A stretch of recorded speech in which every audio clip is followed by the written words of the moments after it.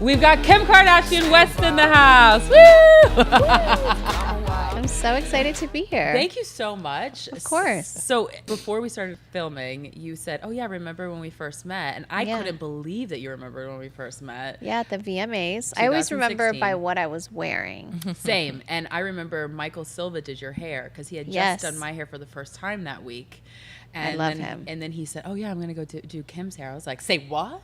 And it was so wet and wavy and sexy. And I walked up to you because Justin, my husband, was like, if you don't go say hi to her now, because he knows how much I love you, he said, you're going to miss out on your opportunity. And I have to say. What a good support system. Yes. Giving you a push. I know. Because Yeah. I was nervous.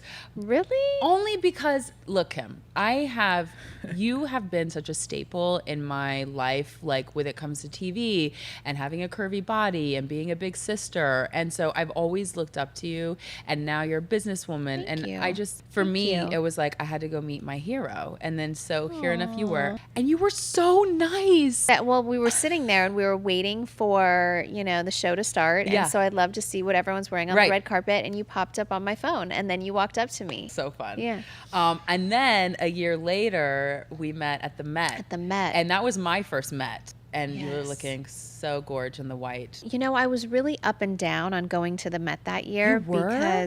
Because Kanye wasn't going. He was just, kind of chilling out, not really going anywhere, going to events and stuff. So I was like, I don't know how I can do this on my own. Like, I can't go to the Met by myself. Right. And I was so nervous. And we had, been working with one designer and it just didn't turn out The way you wanted it the way to. that I wanted. And then Vivian and I were in the process of making these dresses, not specifically for the Met, just in general. Mm-hmm. And then it randomly came in and I was like, you know what, this fits so good. I love it. I think I'll wear this to the Met. But I literally, as of like a few days before, wasn't going until that dress came in. Serious? Yeah. I mean, because it's such a big event that you have to get ready for. And I mean, the prep time, you stay ready, girl, but the prep time I have, it's like, It's a lot. Oh my gosh. It's a 360 photo. Yeah, it And really is. you're being judged.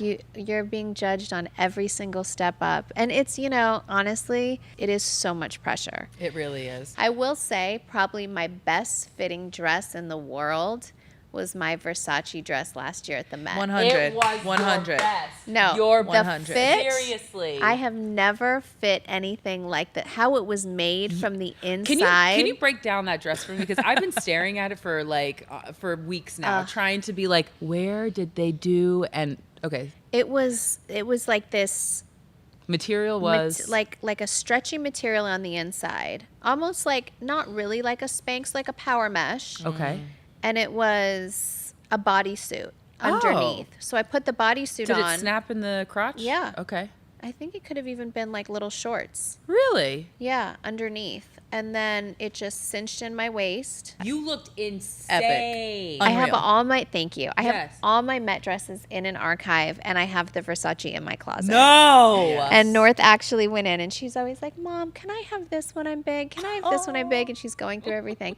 And she said, Mom, I just want that gold cross dress that you have. And I was like, do you want to wear it to the prom? You can wear it to your prom, whatever fits you. I'm like, you better hope that you're somewhere near my height because, Right. But we saw each other, and again, you were just the nicest person on earth. We were chatting, and you said, "Oh, Ashley, you've got something in your teeth." Yeah. And I was like trying to get it out because you were helping me. Yeah. Next thing you know, I couldn't get it out. Yeah. And you just put your finger in my mouth. Yeah. And you pulled And that I remember it was spinach like out. Kendall and Gigi standing there or something. I remember there was like Serena a few girls. was there. Yes. And then you got it out. I had to tweet it. I was like, that first Met, I Kim did- pulled spinach oh out my of my teeth. God, I didn't and- even know you tweeted Oh, that. yeah. It was a moment for me. You put your finger in I'm my like, mouth. I'm not a hater. So if I see a girl Yes. with some food in her teeth or a guy, anyone, I'm like that. I'll let you know was in a so subtle way. I'll appreciative. help you out. But the best part was that you gave your phone to Serena and you said, Serena, can you take a picture of us? And I was like, oh my God, Serena Williams is taking a picture of us. It was just such I a made it. moment That's so that funny. I will never forget. Those bathroom. It's like the Bathroom Chronicles. That was like right across from the bathroom. Yep. And my feet A were lot bleeding. goes down in those bathrooms. You know, My feet, I think, were bleeding after the Met too. The chainmail cut my toenail or something, and I was just what do you do when your feet hurt? I Have you figured nothing. that out yet? just take keep your going. shoes off or keep going. But once you take them off, you can't put them back on. Because the swelling is real. Yeah. Have you had any, like how I've had these like crazy moments with you? Have you had crazy stardom moments at the Met? You know, the Met is super overwhelming because there's just so many people. There's just more moments in my life where I just like pinch myself. Mm-hmm. And I think those moments for me are kind of with Jennifer Lopez. Because Darcel is a freak about Jennifer. Yeah, she just honestly, in person, no makeup on, she looks so young and so beautiful. And Goals. she was always someone that I, just completely looked up to. Mm-hmm. Just thought, still think is like the most beautiful person, and just someone that was so very nice, and just someone that was like so unattainable, or someone that I wouldn't know, like just before I was in the business. And then meeting her, and from like day one, she's always been so nice to me. Wow. And then just moments where like I'll be at her house for dinner, and she's cooking and in sweats. You're and at like her house for dinner and she's like, and there's just moments where I'll just sit back and be like, I remember saying one time we had dinner there and Kanye came, and I was just like, babe, like, I don't mean to be annoying on the car ride home, but we just had dinner at fucking Jennifer Lopez's house. Like, she cooked for us. Like I, being in her home, in her space, and, environment, yeah. And one time I was at Chloe's baby shower, and her house was close by, and I had to change. And I went over there to talk to her about something, and I just like brought my bag in and changed. And I'm like, wait a minute, I just literally text J-Lo to be like, can I come over and change? Like, I was like, there's moments like that where I'm just like, what is my life? Like, this is so exciting. That like, is so obviously exciting. not like a creepy fan, and Right. whatever. You're not but taking like pictures in her bathroom of her bathroom. I would. But there's those moments where I'm just like, what is this life? I feel so, excited to befriend people that I look up to and admire. Well, I'm having that moment right now, so thank you for being here. Okay, so let's talk about fashion. Yeah. Because you are a fashion icon. You're one of mine. In fact, Thank in you. many interviews, people say, "Who's your fashion icon?" I say Kim, because thank you. because you have always been chic, simple. You've been trendsetter.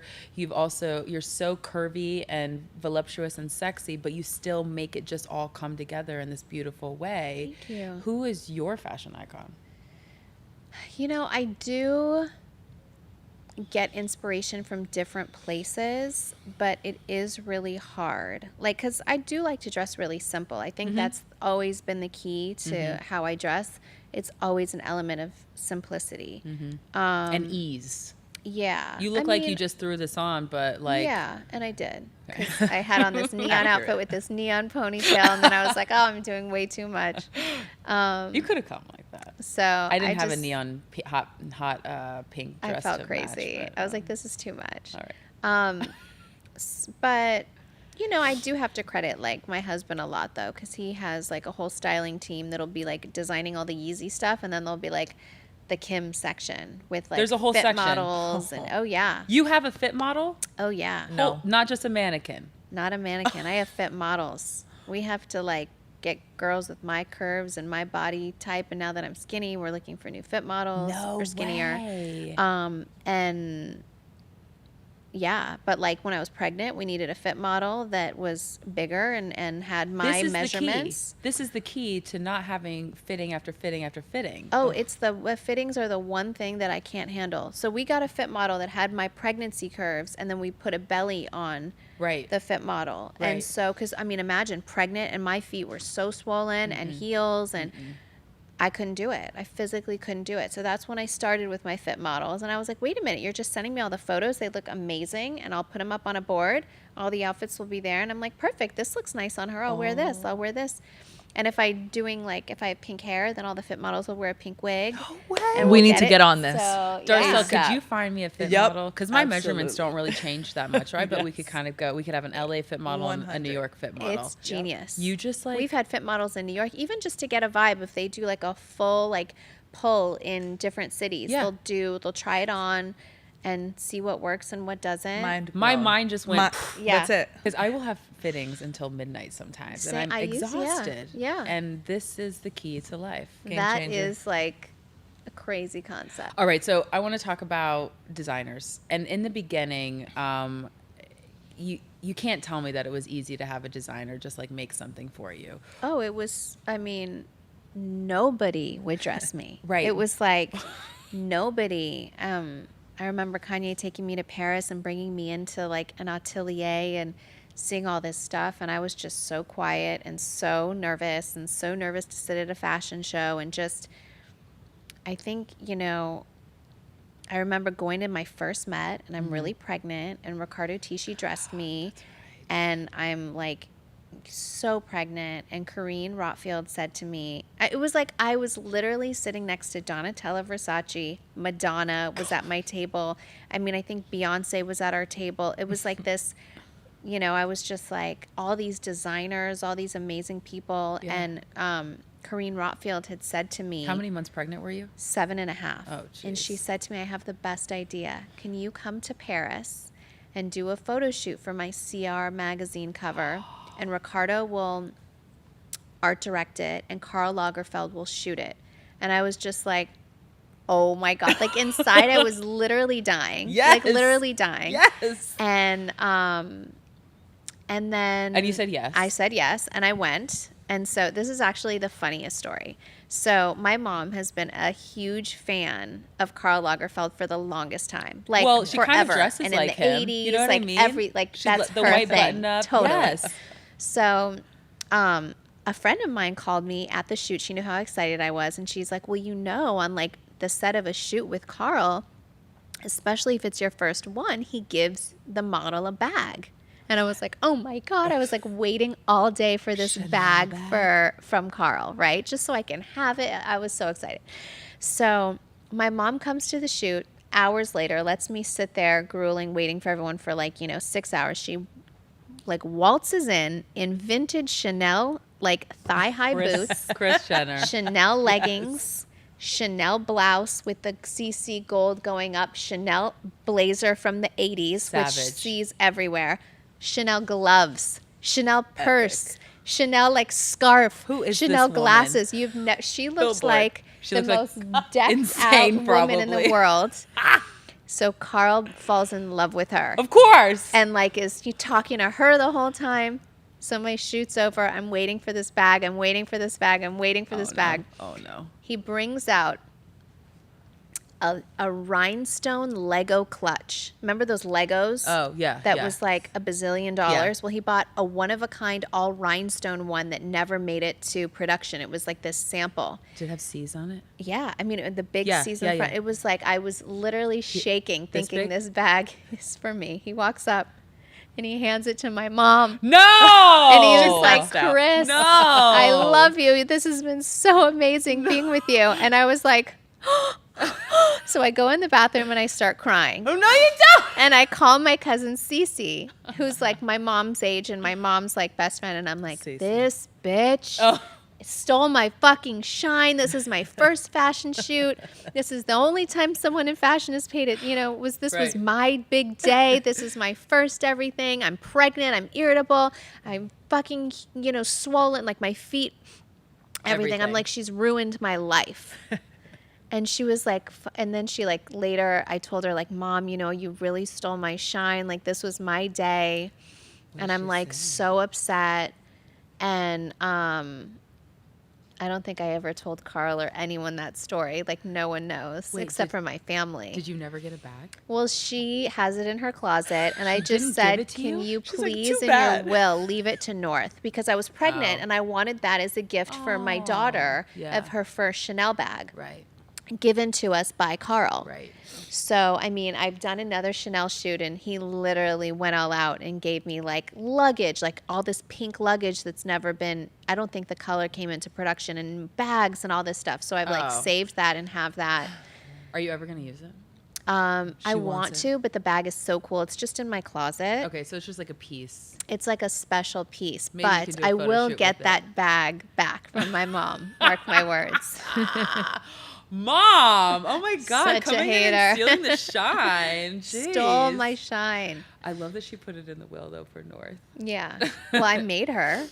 Well, she better have. Yeah. I have to say, like, getting designers to dress me has been a mission. But then when I'm actually there and they're dressing me, I think they slowly get it. They're like, Yeah. oh, no, we do need to make clothes that are not a sample size. And we need to make clothes that are for curvy girls and even over a size 12. Because it's just, a lot of designers still aren't making over a size 12. You know, it definitely is a challenge. I mean, I think like Olivier from Balmain. He's great. He's been so great. And he goes up to a size 48. Yeah, and we've had conversations about, you know, sizing and shapes. And he literally made a whole collection with these like hips and corsets and bigger shapes and bigger sizes from those conversations. Mm-hmm. So I think people definitely are paying attention. Yeah, he's like the best. I love him. He's really sweet. Yeah. I'm excited to see what happens because it's been a fight, especially like for being so, I mean, I'm not just curvy, I'm also like larger. So it's to get designers to understand like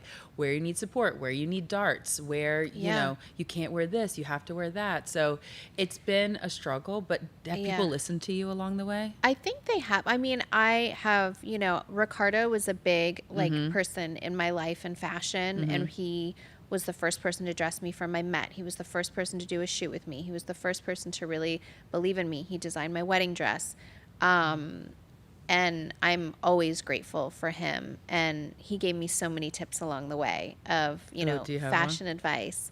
Yeah, just on like in fittings, like of fit things that I think have been helpful to me now. Not maybe at the time, like how to shape your body in a way. And I didn't like listen to it at the time. I was like, no, I'm so used to dressing like this. But then I would listen, or I always needed a platform, and he would say, you know, maybe try one without. Or for the Met, I wanted one shoe, and he was like, no, this shoe's, you know, a little bit cooler. Isn't it funny how when you wear something like literally the next day you've got a copycat from one of these Instagram brands? Oh, it's so crazy. It's so crazy. Are you just like, okay, all right, you can go into my shop. What's your app? You just put it on your story. It's okay. Yes. Screenshot, which is a really good idea, by the way. Love really that cute thing. idea to screenshot something and find something similar. I love it. Yeah. You know, it's always like I'll say something to Kanye, like the pink dress that I wore for Kylie's birthday. Soon after, mine and Kylie's outfits were like remade by a few different people, like days after. And I said, you know, if what we should do is like have them pre-made, we know what we're wearing, and sell them on the site after. And he's like, no, babe, you know, I don't really do dresses. You know, that was just for you. Let them copy, or, you know, it doesn't really matter. And I was like, this doesn't like infuriate you? Like, this is crazy. He doesn't really care. But, you know, a lot of them are like a lot of Yeezy influence and a lot of the stuff that we wear on a lot of these lines. So for Mother's Day, he's like the cutest. So a brand offered me $1 million to do a post on, you know, some of their clothing. And they typically, I don't want to say who the brand is, but they typically knock off Yeezy. So I said, you know what? It's great money. Like, let me ask Kanye how he feels about it. And he's like, no, babe, I really don't want you to do that. You know, it's like, let's focus. Understandable, but that's a lot of money. You know, how are you going to ask? You know, that's a lot of money.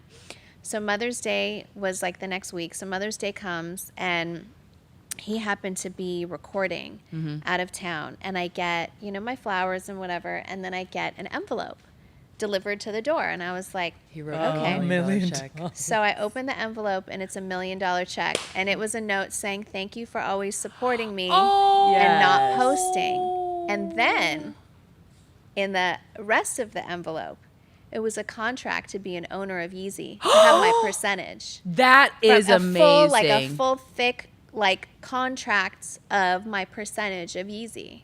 And that was my Mother's Day present. What was your reaction? I mean, I was just like, oh, my God. And you called him right away. Yeah. I mean, I was just like, From a husband to a wife, though, or even a wife to a husband, like when you start to connect on a business, like that's another form of trust.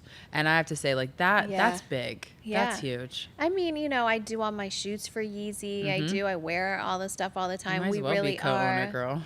Right? I think my mom was like, "Are you gonna cash this?" And I was like, "You better believe I'm gonna cash this." Yes, I have no shame. I am cashing this check. No, I did feel bad, and I was like, "Oh, I can't cash it." I was like, "Babe, like I can't cash it." And then I was like, "Cashed." Let's just put it in 2 our days account. later. I love it. Okay, I also want to talk about your beauty business Yes. because this is like turning into something that is worldwide. It's I mean, it's making you some good money too. It's so much fun. Oh my God, and you're so good at doing your makeup. Thank you. I'm Yes. not as good. You're not. I love watching it. I love learning. You I can do could your totally foundation. You're good at skin. Yes, I'm good at skin. I can't do my own eyes. There's no Yeah. way in hell you're gonna catch me. I do like a really good all natural look. Okay. But when it comes to color, it's harder for me, but I love it. And then you also have how many perfumes out now? Oh my gosh, I had 7 original, 3. 23. I don't even know. But fragrance is like my heart and soul. Is love it? I love it. Okay, nobody has smelt it, and like you're walking know. in and it's like, oh, you haven't smelled this yet, but will you buy it? How do you? It's What's your really- strategy? So that it's never been done before Right. to sell fragrance just digitally, not be in store, not have the testers and people going around spraying and giving you a sample. So we were really nervous, and it honestly just has completely taken off. I think like fragrance to me is really intimate, and so every one that I do it takes me a longer time to figure out what it's going to be, from the bottle to the press thing to the scent and everything. It's so emotional for me. So I think people feel that emotion when I, was going through a hard time, and people were giving me crystals, and that meant something to me. And then I made my perfume bottles crystals. Then my body, or, I could do fun things. I got the body. I got Right. sent the body. Yeah. I like it. cast. And it's, it's a different vibe. And so I'm so excited. I have a fragrance coming out early next year with Kylie. Oh, that I that's think exciting. Kylie only wears my fragrances. She's always loved them and has always collected them in her room. That's so cute. Since she was little and when I started. And so she's like my biggest supporter on that. So I'm excited for that collab. Did Kylie help you with tips with your makeup line? She does, yeah. Yeah. We really are supportive of each other. Yes. We have like totally different products, and Right. we're really we test each other's we'll see each other's like formulas and launches of things to stay away and make sure that they're different, and Oh, well, that's good. all of that. That's yeah. good. We have good communication. Because you really have it you're really about the skin Yeah. and the contour, and she does all the lips and the Yeah. eyes and stuff. yeah. So a we don't perfect really combo. overlap. We just have like such different stuff and formulas. Which is pretty perfect. Yeah. Can we also talk skincare? Because I feel like you're a skincare freak as much as I am. I am. I'm obsessed. What is your regiment? It's a lot. So I love serums. Okay. I like lasers. Okay. I do just What do the a lasers ton of do? stuff. Tightening. Okay. I'm all about tightening. Okay, so I need to do that. Like after the summer, I'll do like a texture one or to get rid of sunspots, stuff like that. So I think you just like have to be current Yep. and just like, And find good people that are doing it and not just Yeah. like some rando. Do you remember when you screenshot a bunch of pictures from For Kim's your story. Snap? Okay, you From had put on your Kim's story. story. Justin calls it the Kim lotion, and it's like a coconut oh, after. is that not the best? Yes, I it's love so it. they're good. obsessed. I love that. They're right? obsessed. So No. good. Yeah. I That's love my it. favorite after- yeah, that's the after body. But you sent me like screenshots of like, Epicurean. I don't know what these things do, but Kim uses them, Yes. so buy them. And I'm like, okay, all right, Yeah. I'm No, on because it. your skin's always glowing and you look like. I'll give you the rundown. Okay, perfect. Because Yeah. I'm always into a new rundown. The new moisturizer I'm obsessed with right now is the August Bader or something like that. August. I don't know what that is. I Is it saw a yellow or orange bottle? No, it's blue with red trim. Rich cream, yeah. Oh, yeah. I think I have it. It's really rich. Yes, it's so think I have rich. that, I just yeah. use it in the morning sometimes if I'm not wearing Yeah. makeup that day. Yeah. Which I love like an oily Happens. glow when I don't have makeup on. Mm-hmm. So I have like oil that I'll drop into my moisturizer. I have randomly started using frankincense in my moisturizer because Really? it is an anti-aging, like natural way, which Courtney might be more prone to? I don't know if you I'm like all the... for anything Yeah? that's anti-aging. I'll try it. It has a funny smell, but My whole routine right now has a really funky smell. okay. And So it's you're like- okay you're okay with it. I'm okay with it. Okay, so let's talk about keeping up. You're Yeah. in your 15th season. Next week we start season 16. Holy moly. Yeah. I mean, this has been going on for how many 11 years? years now. That's insane. Yeah. Did you know when you started it that it was going to be the phenomenon that it is? Absolutely not. Did you have even an idea? When I was like in elementary school, The Real World came on and I was like, Right. that's what I want to do. And I want to be on a reality show. And everyone was just like, okay, that's so Eye roll. stupid. And just, you know, even season 1, we were like, all right, let's just like give it our all. I had to like beg the whole family to be in it because they didn't even want to do it. And Courtney was like, I really don't want to do it. So fine, I'll just show everything because I don't care what anyone thinks about me. Who was the most reluctant? Courtney. She was. But then she actually gave so much of herself because she genuinely doesn't care what anyone thinks about her. So she was like, okay, I don't really care. She So, really doesn't. Yeah, she really Love her. doesn't. Yeah.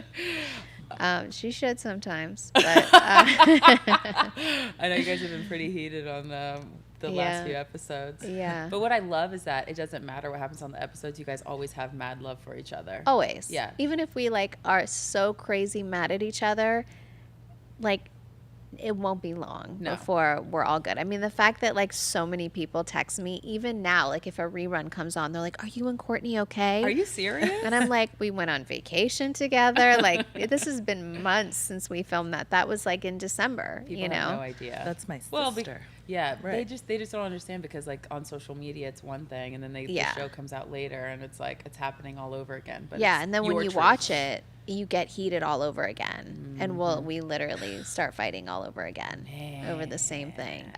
What has been your biggest or your most favorite big sister moment on the show? I look back, people love to, it's funny, like we have a group chat, a family group chat that goes on every single day, every moment. And we'll send each other clips from like season 1. Wow. And there's this funny clip where Courtney's like, okay, in season 16, I'll be da-da-da. No. And we're like, we send it to her. We're like, you are psychic. This is so crazy. Or we'll say season 17, Kylie has a baby. Or my mom will make these jokes and it's all been documented. So we'll send it around and talk about how weird that is. And I think It's just, prophetic. yeah. It really Wow. is. But even just seeing just the funny moments that we've had and the family vacations and all that, it's like the best home movies, just any sister moment, honestly. Just seeing my little sisters grow up is really Yeah. crazy. How do you feel like North is going to kind of segue into this? Do you think that she's going to be looking at Saint in Chicago and being like, I'm the big sister and I'm going to be just like my mom? North acts like an only child at all times. She's like, no. For sure. She does. I think she's a little confused. She does. Yeah, I mean, You used to say that in the show that Yeah. she like was jealous of Saint and stuff. Yeah. Right, Yeah. right. she's like beyond jealousy now. She's just like, oh, it's my world. It's like, And you're all living in you it. know, she said to me the other day, she's like, Mom, I think we need to just, I have a great plan. We just need to have another baby brother so that Saint can just leave me alone. And I That's was amazing. like, she's like, so the girls can be on this side of the house and the boys can be on that side of the house. She has a sign on her door that says no boys allowed. And she won't Oh. even let Saint step foot in her room. If he does or he's with She'll me scream and I at have him. to, you know, take care of both of them and get one ready, it's like Meltdown. full war. Like it's Oh my crazy. God. Yeah. That's amazing. So I've though. accepted it. And Well, you kind of have to. yeah.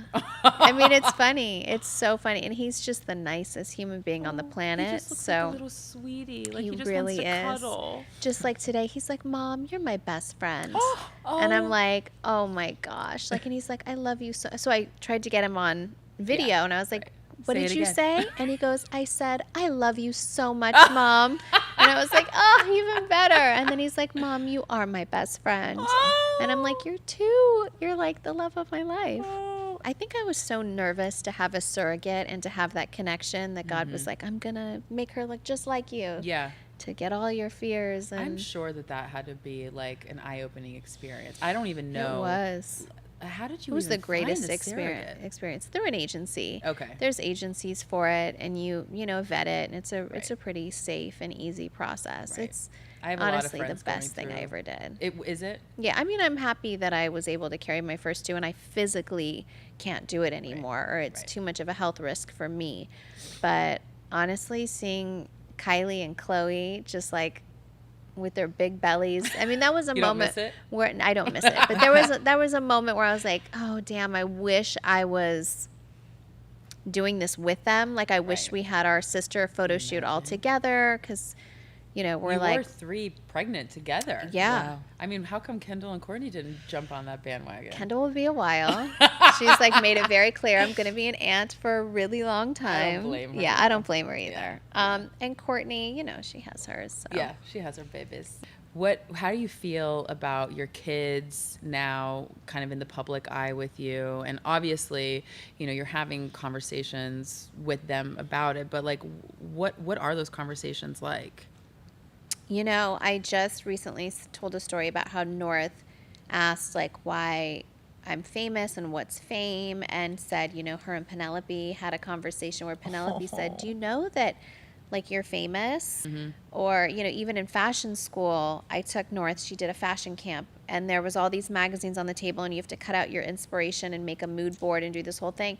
And so, Vogue is Kendall on the cover, and then like I think I was on a cover, The and whole so family. she's like cutting out like her aunts and all this stuff, and I was just like, okay, I really think I need to break it down. I mean, our kids are so normal. Yeah. Like the fact that they all have each other, and Thank they're God they just do. like, they are so normal, but you definitely have to have those conversations. Yeah, I don't know how else you would do it. I mean, because there's no easy way to first raise kids. Yeah. Second of all, in the public eye. Yeah. I mean, I'm not even thinking about having kids yet, but I can't imagine even thinking about putting them on social media. Yeah, and maybe it's not for you, and maybe it is. I Right. have a good balance. If our kids are ever, on the show, Kanye has to view it. He has to approve it. That's nice. We have a really good system. Sometimes he will text, or sometimes I'll send him a picture of the kids, and then I'll see him post it. I'm like, wait, I didn't want that posted. Oh. Or he'll send some, or he'll say to me like, okay, let's chill out on posting the kids for a minute. Yeah. So we will have our moments. Yeah. And it changes all the time. Courtney will take some seasons where her kids aren't even on the show. Mm. And it really all depends on how we're feeling. And if we're feeling like it's too much pressure, anytime they start to feel it, we're very in tune, we're very aware. And That's good. yeah. I mean, because the kids come first. Yeah, absolutely. I get it. Okay, let's talk body image. Yeah. Because I mean, I'm a body activist, and I have to talk about my body all the time, just Yeah. because it is what it is. But I feel like you do too, because we're constantly being judged. Yeah. So in my book that I just I released it last year, I talk about how being a curvy woman hasn't been a new thing. Yeah. It's been women of color that have had our body type for centuries. And here I am, and maybe you have the same feeling and sentiment, but here I am, a white woman in this day and age, and now I'm getting praised for having a curvy, voluptuous body. And I've been given a platform to talk about it. But if you talk about any curvy women of color models, there aren't any that have been given a platform like mine. And it's I'm glad that I talked about it in my book, because it was a revelation for me when my husband and I were talking about it, but because it didn't hit me, because I've always had this body. Yeah. And I've always been told like, oh, your body's so great, it's so this, but I never realized the impact that women of color could have, like, just by hearing my story of like, love who you are. Well, a lot of them were like, I already love who I am. Yeah. Have you and Kanye had a conversation similar to that? Or if you had that realization that's like, this isn't a new type of body, even though people have kind of given you a crown of like being a body revolutionary? Yeah, I mean, I think, well, I'm half Armenian. So in Armenia, a lot of the women are really curvy. They are. And I obviously all my family was super curvy. They are. But like my aunts and cousins and everyone's really voluptuous. Okay. And so when I went to Armenia, I saw so many women that were really voluptuous as well. So I was always kind of told, It's really interesting. When I was entering high school, my dad wrote me this like 4 or 5 page letter about body confidence No, and he about didn't. and about taking care of my body and about respecting my body and not letting a man treat me a certain Wow. way or take advantage of me. And I like had huge boobs when I was 11. I used to cry all the time, like, please don't grow, please don't grow. It was so, Courtney didn't. It was so embarrassing. They'd make fun of me.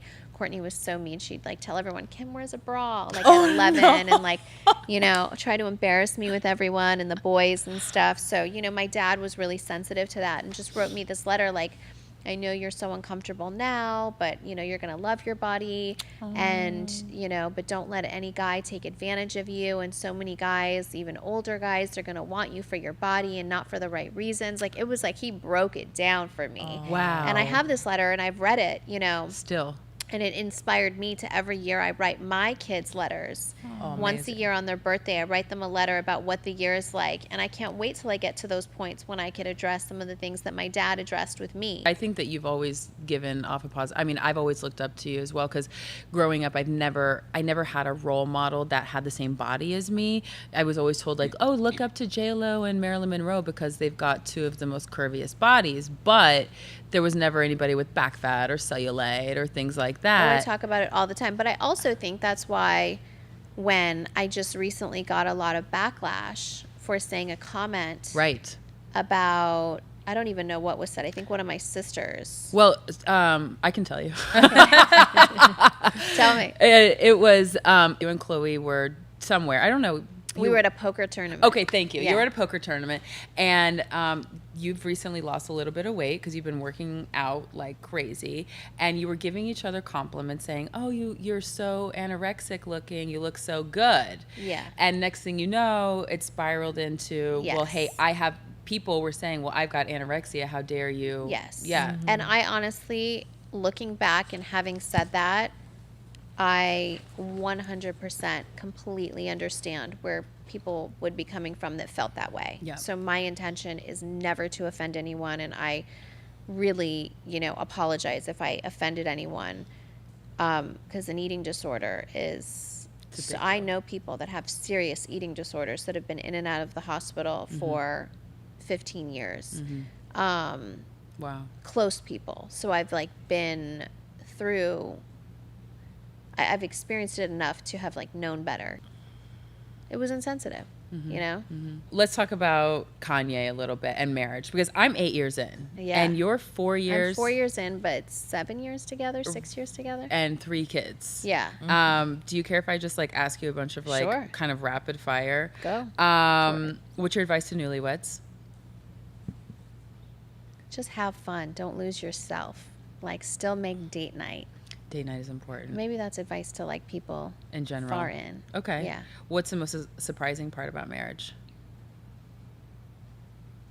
These aren't really rapid fire. Shit, Sorry. it's a lot. You know, marriage is a lot. It's a really big commitment. Mm-hmm. I've been married before, and it wasn't a commitment, Mm-hmm. and this is a commitment. That's awesome. So just put in the work. It's not, you know, you have to put in work. It's never easy. It's never easy. Mm-mm. And you just have to want to work at it. Yeah. What's the most normal part about your marriage? That we just sit in bed at nighttime and watch like Family Feud I or love whatever. that. Or we fight over like, he wants to watch Rick and Morty, and I'm like, can Oh we my just gosh, Rick and please Morty. watch like the Long Island Medium, you know? Oh my God. What makes your family just like every other? We really are just like every other. We fight. We all cook together. It's like we're like really the most normal family. I get it. I know you were going to say that. One thing you'd like to change about your husband? Mine is I want him to stop snoring. Kanye is definitely a little bit narcoleptic. He falls asleep like everywhere, like baby sonograms. No. You know, my first fashion dinner that I've ever been to, when he was introducing us to people that would have invited Yeah. me to our first show, Yeah. they hardly spoke English, and No. we're in France, and he falls asleep at the dinner table. No. Come on, Kanye. At in a restaurant. Come on. Yeah. What's one thing he'd want to change about you? I know Justin would rather me not burp or curse. He would probably like it if I sent him sexy pictures more often. Really? Yes. Oh, rare. Yeah, I got to get with it. Okay. I also want to talk about faith just a little bit because Yeah. you talked about how your mom starts a group text every morning with a Bible verse. Yeah. And we do that as well. Justin and I try to have a Bible study every morning, and it sets That's the amazing. it sets the day, it sets the intention, Yeah. and it's also there's nothing like having a relationship with God Yeah. to like bring up like whenever you're going through a sticky situation, you know that no matter what, if your family's not there, you've got the Lord. And I had no idea that you guys were such hardcore Christians. Yeah. Do you and Kanye have Bible studies just by yourselves? We don't. I mean, we'll send each other like different biblical verses, and he'll definitely come to church. He'll love it when we're there. You know, I think we're more spiritual. I think we really believe in like the afterlife and heaven and just really spiritual. Yeah. And my whole family is, and we just live our lives like that. We just try to be good people and respect other people and be kind. Well, that's a Christian. And that is, yeah, like, you know, really, we grew up really Christian. Yeah. And our kids are raised that way. We read the Bible with them daily, like a kid's Bible, and awesome. they love it. Aw. And that's like their bedtime stories, and just that's how we were raised. Yeah. So, That's you nice that know. you guys have the same religious background because Yeah. Justin and I met in church, and that was like the one thing that like glued us together. Like through the thick and thin, the highs and the lows, it was God that was always at the center of our relationship, and I feel like that's how we sustained these 8 years. Yeah. Okay, so every episode we give a props to a pretty big deal, and today's pretty big deal, and it's either a person or initiative, and today's pretty big deal is Serena Williams because hello girl, because she just had a meltdown with Olympia on the airplane, and she talks about how it was just a very stressful moment, and she wanted to give a platform for other women. She said #ThisMama. I saw that. Yes, for other women to talk about their issues, and she just was like, this is a real situation.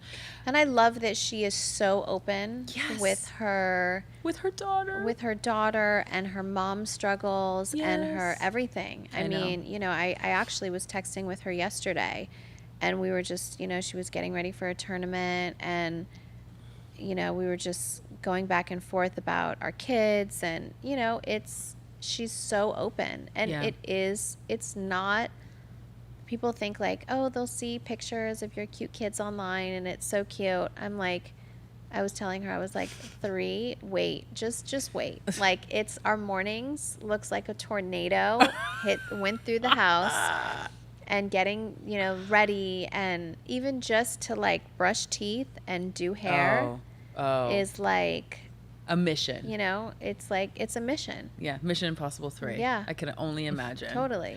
Okay, this is like a real rapid fire, not like Okay. the marriage rapid fire. We're going to do a quick rapid fire with Kim Kardashian West on Pretty Big Deal. So here we go. Okay. Pretty Big Summer Jam. I'm really listening to Ariana Grande right now. Yeah. Her new album. Her new album's so great. I love it. And she's just the cutest thing. Yeah. Pretty big break in the internet moment. Let's give that to Serena when she wore her tutu. Yes. I thought that was really cool. Oh, The okay. dress. Pretty big makeup trend. Right now, I would say I'm really into a colored eye. Okay. Yeah. I did like your blue moment. Thank you. Mhm. Pretty big milestone.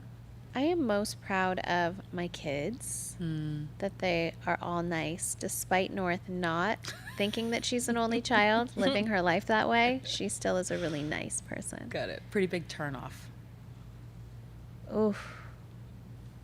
When someone isn't like engaged and paying attention or Oh, into it. When they lose eye contact. in Yeah, the when middle they're of not into you. I'm into Just you, kidding. girlfriend. No, just kidding. Pretty big mentor. My grandmother.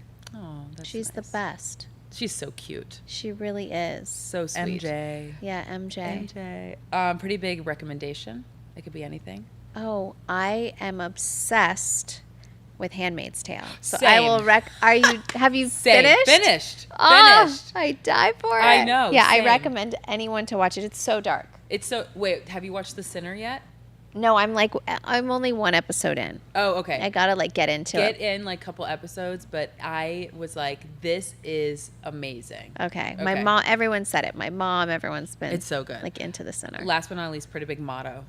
Just positive vibes only. I like that. Positive vibes only. Before I let you go, 2 things. What is the legacy that you want to leave when you go? I would love to just have people remember me. I've always said this, is just being a kind person. You know, someone that has like pushed pop culture and done it with a big loving family and kindness. It's just that simple. Someone that had fun. Life is so fun. I love having fun, doing what I love to do. And as long as I have my family, like, it's all good. That's good. I love that. Yeah. Anything coming out that we need to know about? Amazing makeup stuff coming out, like new launches of really fun, colorful makeup that I'm really excited about. Okay. And more fragrance. It's just very exciting. Thank you so much. Don't know where we were coming from, but it was late, and we were going up to see this Axel Vavort suite at the Greenwich, I think. Yeah. And I'm getting in the elevator with Kanye, and then the doors are like about to close, and I hear Jennifer screaming, "I love your show!" Like so loud across the whole lobby. That was the same hotel where I was taking off my bra under my shirt, and Kanye tapped me on the shoulder. I was like, "What? Oh my God!" So recently, I went over to your mom's house for dinner. Yes. It was everything I could have ever dreamed of. Was it? Yeah. Because I have to say, so Jennifer came over for dinner like 2 weeks ago. Yeah. I've never seen my mom more drunk in our lives. We Take were it worried. easy. I was way more drunk than your mom. You take it easy on your mother. Not possible. It was so funny. I've never seen Yeah. Don't even remember. left at that point. It was like they had like a few too many drinks for my taste. Yeah, well, you were drinking Yeah, I'm tea, just so I understand. And I remember getting naked in your mom's closet and ordering you to dress me. Yes, I was You dressed me downstairs. fabulously. I looked amazing, as you could see in that video. Then, is my memory correct? Did you call Kanye to come up in the closet? Did you want him to style me? No, you said, but I'm not joking. I really want Kanye to style me. And so I said, okay. And then I come back in and you're fully butt naked. And I was like, I'm going to intercom downstairs and tell him to not come upstairs. And we put on one of my mom's dresses, and you wore it throughout the whole dinner. Oh, I have it. I went home in it. So do you and Kanye, like, fart in front of each other, or do you talk about farts? Like, do you fart in front of him? I don't fart. What are you talking about? You don't fart. I'm only asking because there's no real good way to segue into that. But I was just thinking, because I asked you to get me Gas X, and I remember Kanye looking down the table like, oh my God, she farts. I just had one of those stabbing gas pains in the back you did? of my ribs. Yeah, because I was so excited. I feel like I know you so well now. Yeah. Yeah. Inside and out. Yeah. Yeah, so one thing that a lot of people might not know if they haven't watched every single episode from the time the show has started, is that you run Instagram and social media, but you're also a bona fide hacker. Totally. Like, I'm you retired. are- So I don't get Yeah. in trouble. I'm fully retired. But tell me about those But days. yeah, I used to be like the go-to spy that everyone would call and try to get info on their boyfriends or husbands or But whatever. how did you get it? What did you do? I just probably was in a really insecure, untrusting relationship, and I had to we're use going my that skills. far back. Yeah, no, it's far back. It's not like that anymore. I don't hack anymore. Kanye doesn't have a password on his phone. Yeah, no, he doesn't.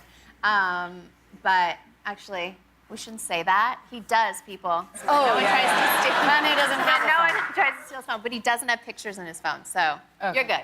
You could take his phone. There is this service that I figured out that you can call someone's number and make it look like it's anyone else's number calling them. So what I figured out is how to get into the voicemail system is if you call the number, but make it look like it's your own number calling, it tricks the system and gets right into the voicemail system. We're screwed now that there's texting because no one leaves voicemails anymore, but I got some all the dirt back in the day. total creeps are screwed. Yeah. I got major dirt back in the day. Wow. So do you think that you could like hack like a president's Twitter and maybe like stop a war? Like you could save the world. In theory. Yeah, it's kind of like that game we were playing at the house. Remember? We were like, I don't remember. you were like, okay, if you could save the world, who would you rather sleep with, Donald Trump or Kim Jong-un? Oh, who did you playing that say? game. Who did you say? I think we were just laughing so hard we didn't choose, but... Oh, that's impossible. I would have made you choose. I get very aggressive when I'm drunk. I probably put you in like some sort of hold where you were gonna pass out. Yeah, no, I don't know if we chose. So another random question. Is Chloe like in on you being subtly rude to her, or like are you just like subtly rude? What do you mean? What, like about her style? Yeah. No.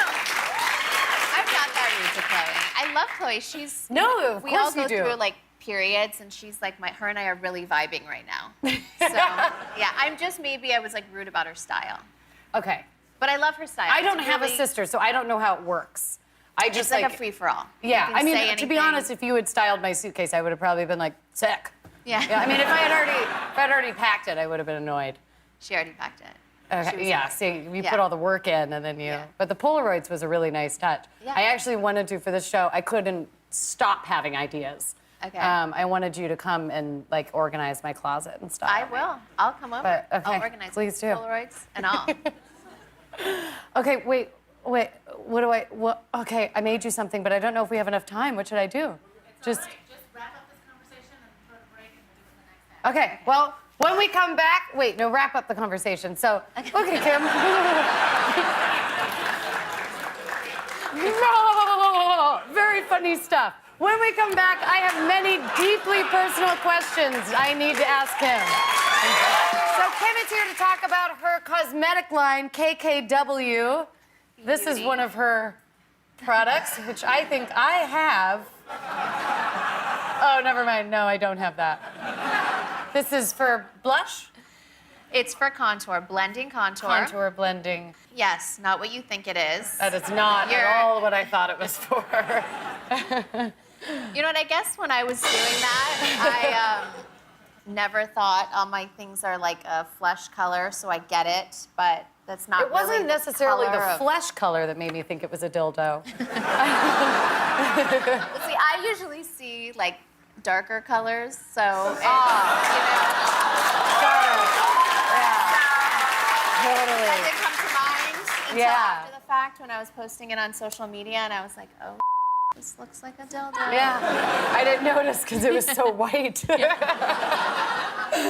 So to move on from dildos, which I don't want to do, you're hosting your famous family Christmas card this It is year. making a return. I've noticed I've never been in one.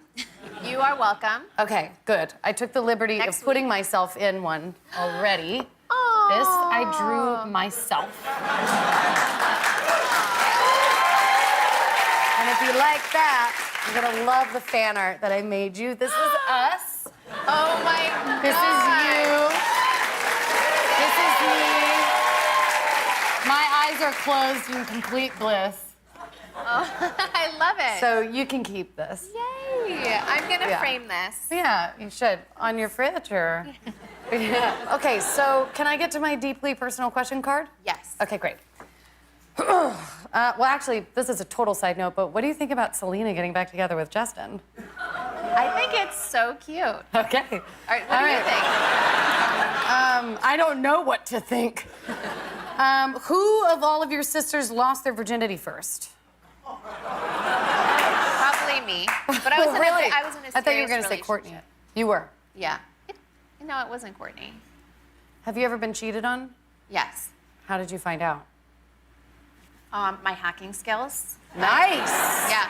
I got into the voicemail thing, and it was on my birthday. I was at dinner with all of my best friends, put it on speaker board, wondering like where my boyfriend was.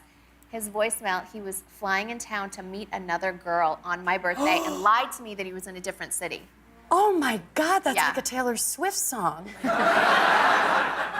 Oh my God, that's awful. I'm sorry that happened. Did you marry him? How many ex-boyfriends are still on your phone? Only one. Okay. Yeah, and you know, super friendly. He lives right across the street from Courtney. We never, you know, really talk, but the nicest family. I went to his wedding, and yeah. Great. Okay, on the count of 3, I want us both to name your craziest ex-boyfriend. My craziest. Your craziest ex-boyfriend. Okay. 1, 2, 3. Chris Humphries.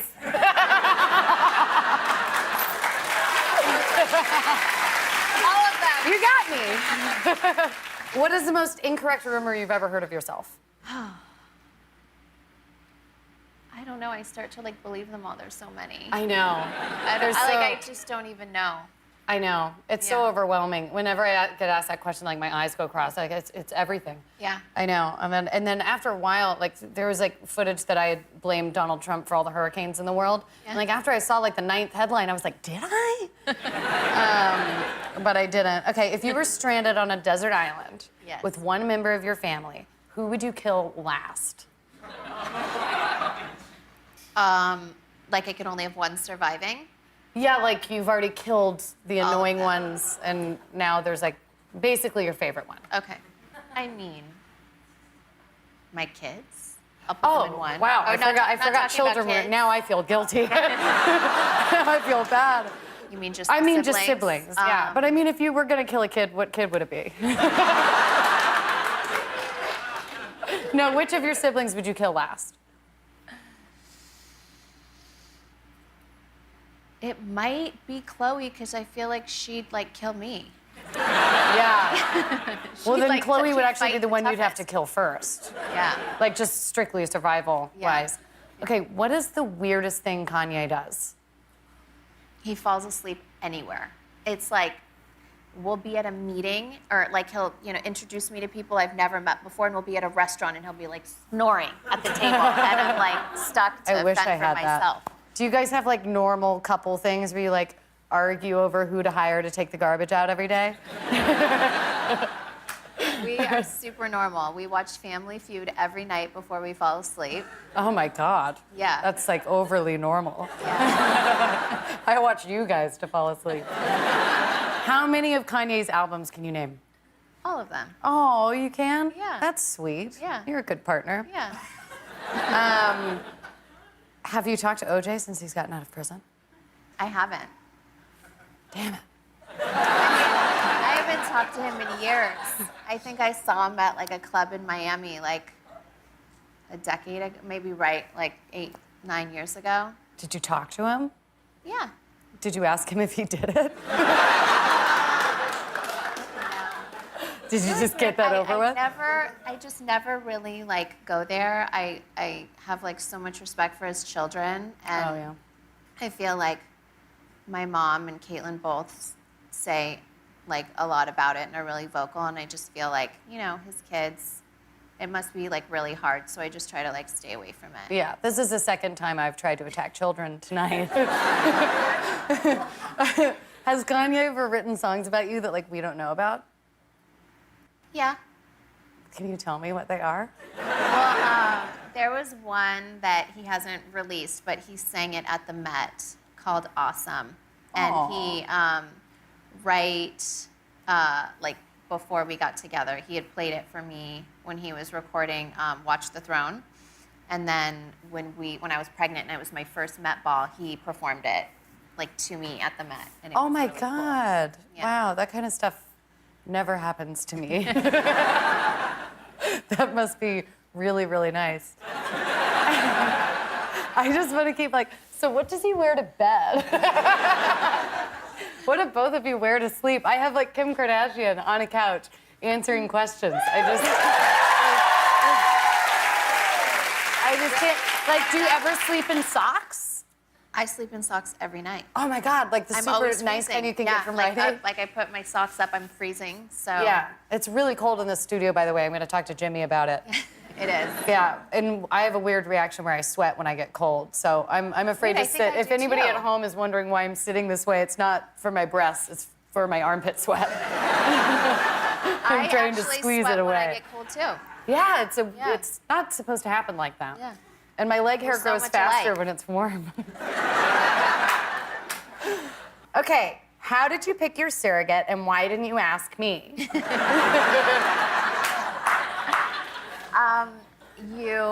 Was I even in the conversation? I'll know if I do it again. Oh my God. I just can't wait for your kids to just be like teenagers and it's like the royal family. I'm just like, oh, what are they gonna do?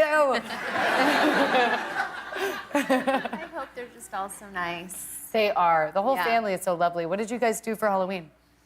We all go to Courtney's and spend Halloween there. And I was going to do that thing that you showed earlier, telling the kids that I took their candy. Yeah. And videotape it, and then I just didn't have the heart to do it. Yeah. There were some of those kids' reactions, though, I was watching. Like, some of them I was like, oh, and like, oh. And then some of them I was like, if I ever did that to my parents, like, Yeah. I like threw a Throwing cup at my things. parents. Like, if my parents told me they ate all my candy, I would have been like, okay, well, I'm sorry. I'll be in my room. Yeah, That just Halloween's wouldn't always work. fun. It like Courtney goes so overboard with the decorations that I think her kids are just over it. Like they're Oh, just really? anti-Halloween. Oh, no So, way. Yeah. What so, were they? Mason was Quavo from Migos. Showed up at school like Quavo, and Penelope was nothing. Oh, really sick of it. Not festive. Yeah. And North was Wonder Woman. She was a few things.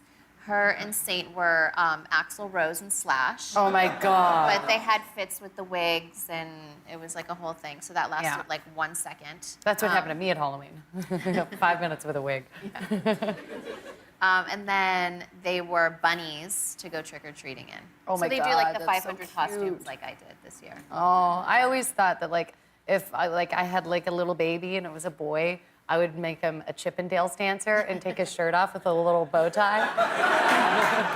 I saw this girl online did her daughter as like a Victoria's Secret model with the wings and like in lingerie, but it was like a bathing suit, and I think she got a lot of for it. Oh, Yeah. So I this don't know is if that the was- third time I have proven I'm not responsible enough to be around children. Might be I right. just think it's sexy. Might be right. Okay, so what do you guys like think about Black China? You know, I always said when someone was going to ask me, you know, Dream is going to see this one day. And so I think it's just super respectful to just not say anything about, you know, my niece's mom. Got it. Totally. Fourth child. AKW Beauty Contour and Highlight Kits are available now. Kim Kardashian. Not just like a father-daughter relationship, but a real friend. So when he was,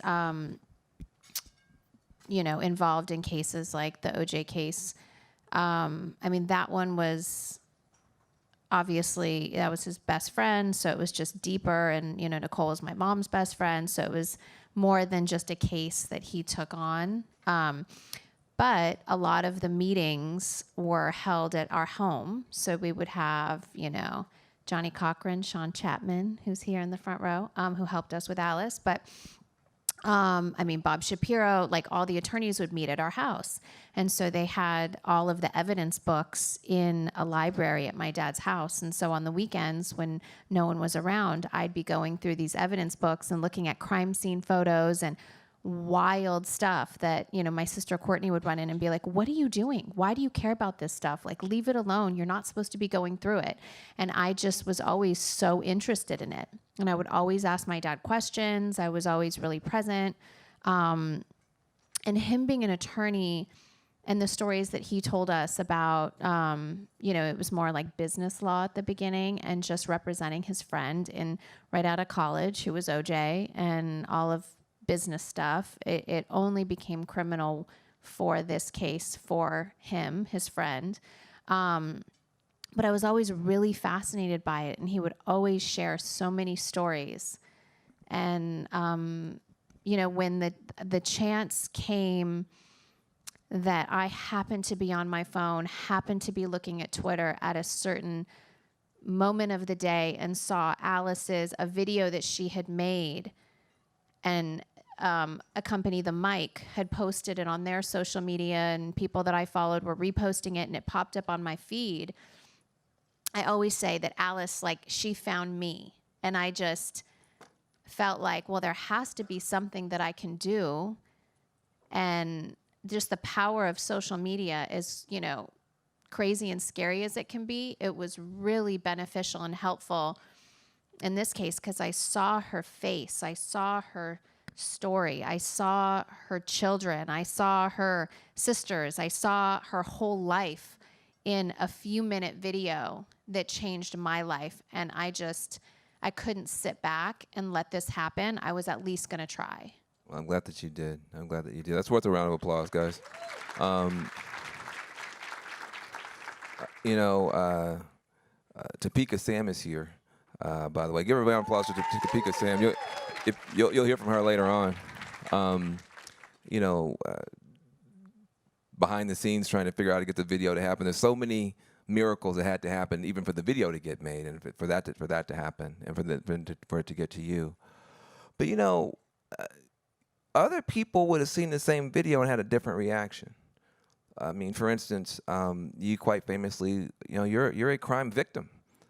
You had a very scary experience being a crime victim.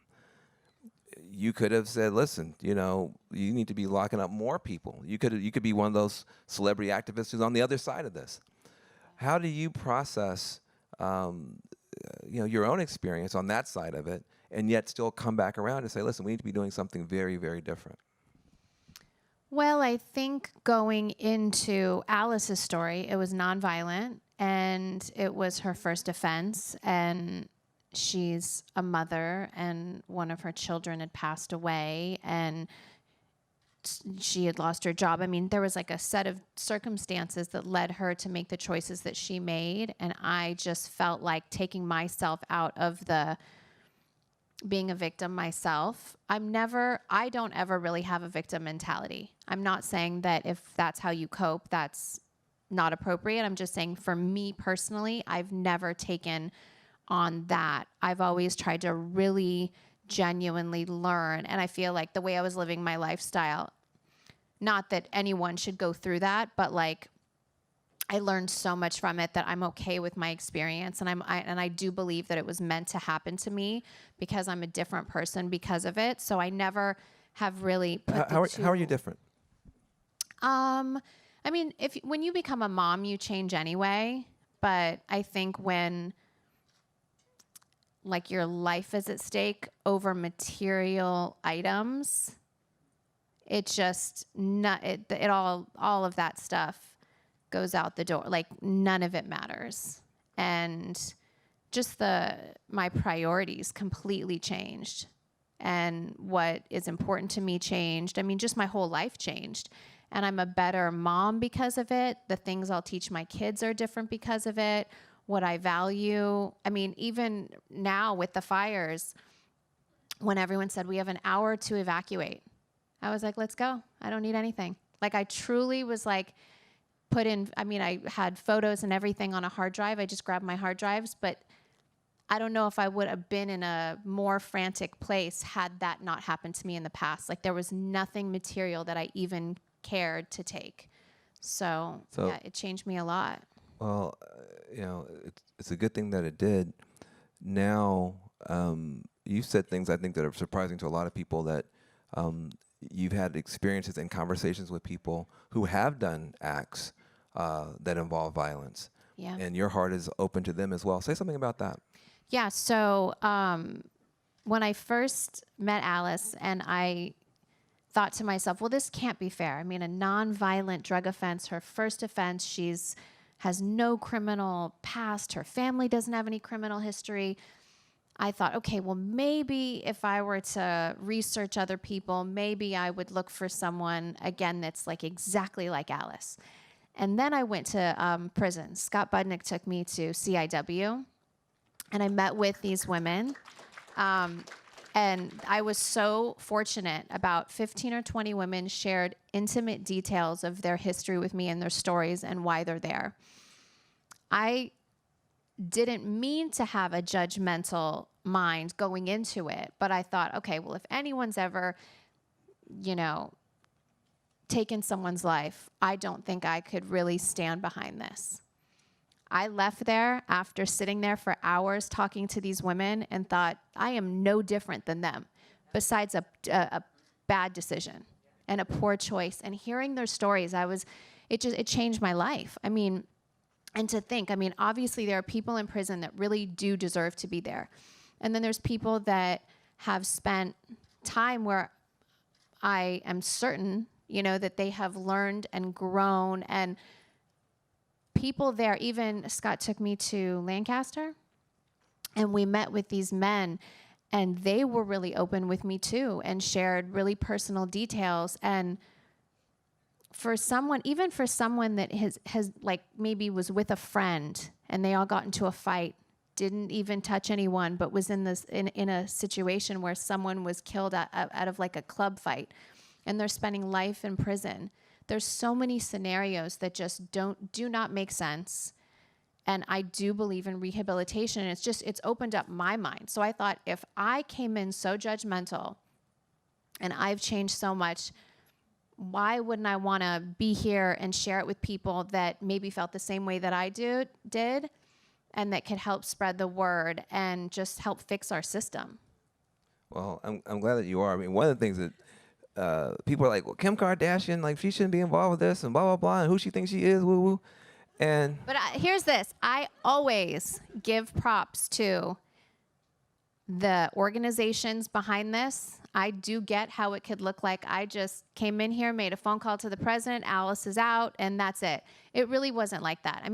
I know 6 months of me communicating with the White House is not a long time at all, but the team that was hired before this has worked with Alice for years. So I give props to, Brittany Barnett, to Buried Alive, to everyone that has helped us along the way. I've never claimed to do this by myself. I've always said, use me. I know that I could walk into the White House and have the conversation, so I'll be the vessel, and we work together as a team, and everyone is happy. And Sean was with us there too. But it's not me, and it's not. I'm never claiming. I don't want all of the props for it. Right. It's the team together. Well, I think part of what I loved, pulling out of you, is you did make choices that other people could make and haven't made. Let's just be honest. Yes, maybe you don't want all the credit and the claim, and you get as many criticisms as you get applause, so maybe it all washes out. You have like 120 million Instagram followers. You have more Instagram followers than some countries have people, okay? Like, you have a massive platform and megaphone. And the fact that you've chosen to use it in the way that you're using it is really, really extraordinary. But let's talk about, this was not an easy thing. Alice coming out, others that we're fighting for to get out, getting the First Step Act done. What goes through your mind when you decide, I'm going to call Ivanka Trump? Like, you have her cell phone number. Maybe you hadn't been using it that much after 2016, but you had it. It's in your phone. Your IVA, there it is. And you're going to call. What is going through your mind? Do you think this is going to go badly? Do you think, what the heck? Do you think, I know I can convince her? Just talk about the moment of decision to actually use your power for good. Well, I was first going to go just straight and try to figure out how to get to the president. And then a friend said, why don't you try calling Ivanka? You know, she really believes in a lot of the women's rights that I know I believe in. And I thought maybe together, you know, she would be able to have a conversation with her dad. So I call her, and she connects me with her husband, Jared.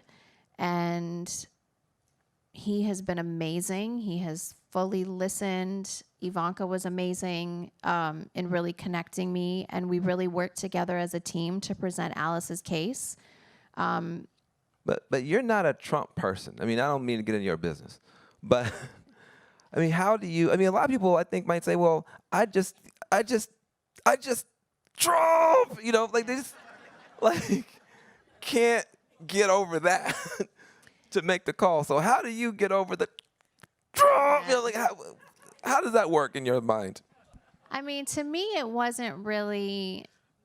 I did consider the fact that I would get a lot of backlash if I went to the White House. But for me, if it's a life versus my reputation, like that, people talk shit about me all day long. Like I didn't really care, you know? It really didn't, like what more could they say about me? Seriously. Like it really, when I outweighed the options of bad stories about me that would probably last a week in this day and age news cycle versus saving someone's life, that wasn't an option. I will gladly go there and take the heat. And I also felt like, okay, if he's going to listen to me and he's taking the meeting, maybe I can really get through to him and really explain to him. And from meeting all of the people that I have met behind bars, I guarantee you they don't care who signs that clemency paper. Like, so it wasn't an option for me. And I mean, what are we going to do? Wait 4 years, 8 years for the person that we might like a little better? But it just wasn't even an option. You know, I've had the pleasure, bizarre experience of walking in the Oval Office with you, sitting down across from President Trump, and trying to make this case. And one of the things I just want to say to people, because you know I've been doing this for 25 years, she's been doing it for 20 months. You're really good at what you do, man. Like. Thank you. No, you guys should have seen Van in the Oval Office. I was like silent. I sat there and was like, I can't believe he is saying this to the President of the United States. I kept it real. I mean, Yeah. it's not like you don't hear me on TV, so I couldn't go in there and act like But he listened, and he was respectful, and you were they had a really great conversation and shared their opposing views, and were super real with each other, but were respectful. And I do believe he heard you. I mean, he just endorsed the First Step Act. Like, he heard you. Well, I appreciate that. But part of what I found in terms of just watching, I just want to brag on you a little bit because people don't see it. You can't teach some things.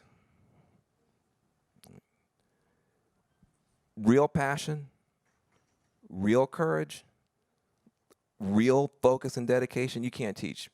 If somebody's in that room will hypnotize you. If you're in there for ego, if you're in there for I just want to get a photo op, you'll forget what you went in there to talk about very easily.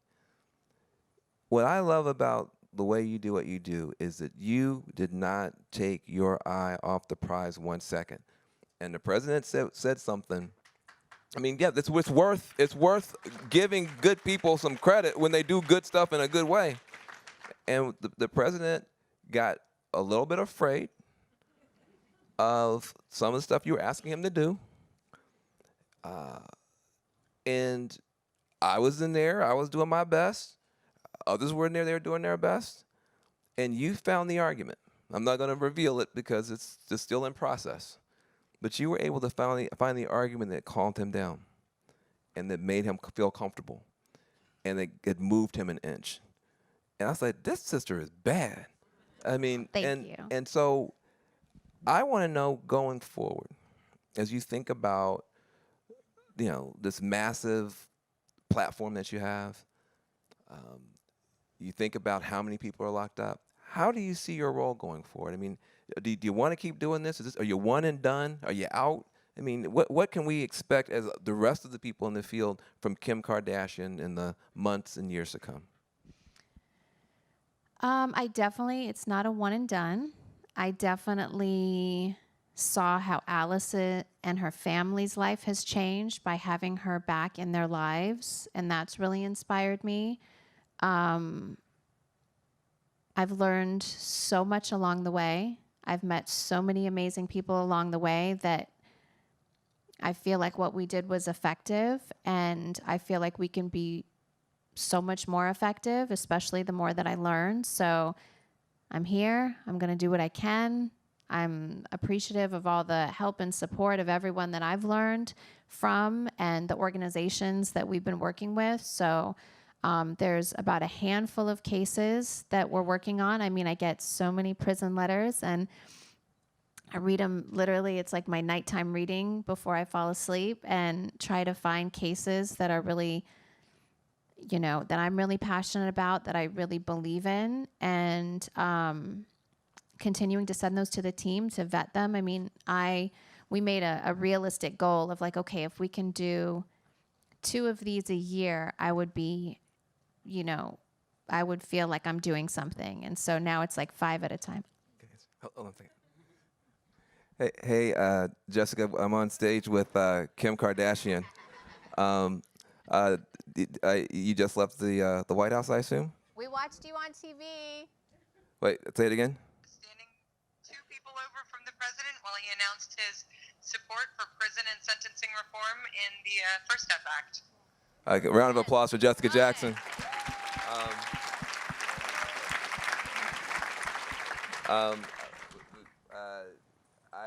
I'm going to let you go, but I do want to, I'm going to put the microphone up to the phone one more time. Can you explain how you feel right now being one of the main people going in the Trump White House, getting beat up and called a sellout and everything else, to be standing there with him announcing that 100,000 people are going to be able to earn their way home sooner? How does it feel to be one step closer to victory? I am so proud to have been there and to have been part of an incredible team and an incredible effort by amazing advocates that put aside their politics and crossed the aisle and showed some real courage just because they believe that nobody should sit in prison waiting while our government plays political games. Well said. All right. I'll call you back. Well done. That's pretty dope. Her. Yeah.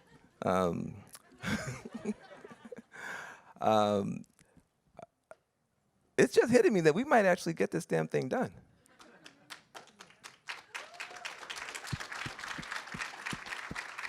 Very cool.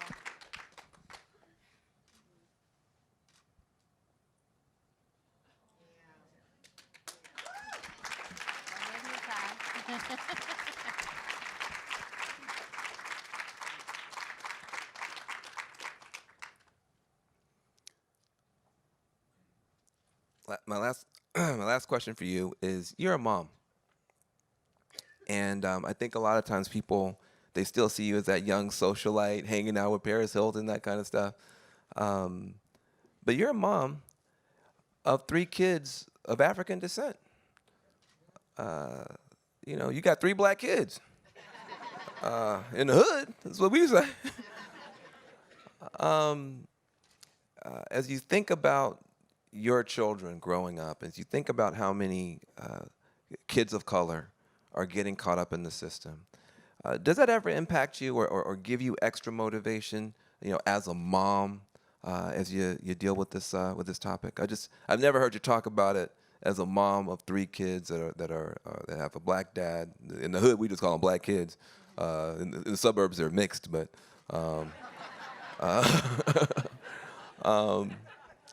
How does that impact you?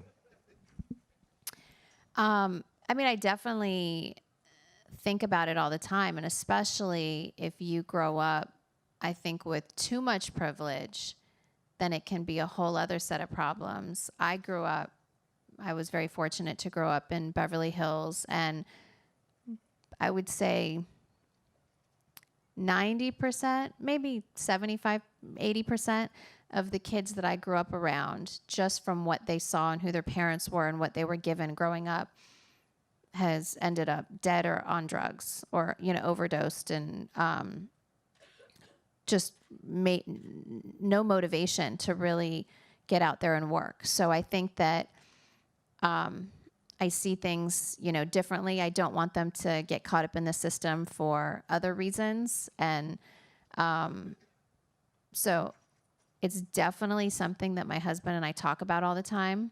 Even I was telling you, I got pulled over and my daughter in the back seat was, like, what's going on? And she was so freaked out. And you were telling me about, that stuff that you're working on and a story that he was telling me about getting pulled over and what that would be like. And I said to my daughter, I was like, I called my husband and I was like, we're really going to have these conversations when our kids are old enough, when they're driving and they're out. And I don't even know how to fully communicate to them how they should be and what they need to know. And that's going to have to be a big conversation. And so it does motivate me. I definitely don't want to see my kids in the system. A lot of the stories that I've heard from people that have participated in a lot of violent crimes, so much of it has to do with how they were raised and what they were exposed to and what they know growing up. And I just would never want my kids to be in that position. It's so interesting. I hadn't thought about it, but it is, you can have too little privilege or too much privilege and wind up making bad decisions, and folks in the middle make bad decisions as well. But I hadn't really thought about that. You mentioned your husband. You guys have different politics. I feel like he's very misunderstood and Say just more. is the worst communicator. But when we talk about it, we have very similar politics. He's very not political, actually. He just happens to like Donald Trump's personality, but doesn't know about the politics. So I've educated him recently. And and I think it gets really misconstrued. He will always say he was friendly with him before, and he's the same person and friendly with him now. And I could also coexist with someone and still have different political views. My mom and my stepdad did that. It's fine to be different and have your own view. I think what my husband fights for, and again, he's not the best communicator in explaining it, but what he fights for is the right to like what he wants to like, even if it's different from what you like. So he's not, he never said, okay, I know all these, what's going on with immigration, and I know this and I know that. If he really knew, he would feel very compassionate about it. So he's never said that he supports that. I know it's very confusing because when you see someone wearing a red hat, you would think that they're supporting that. But he's just fighting for free thought and for the freedom to like a person, even if it's not the popular decision. So, I've said to you before, and I'll say it again. I love the way you love your husband. oh, I do.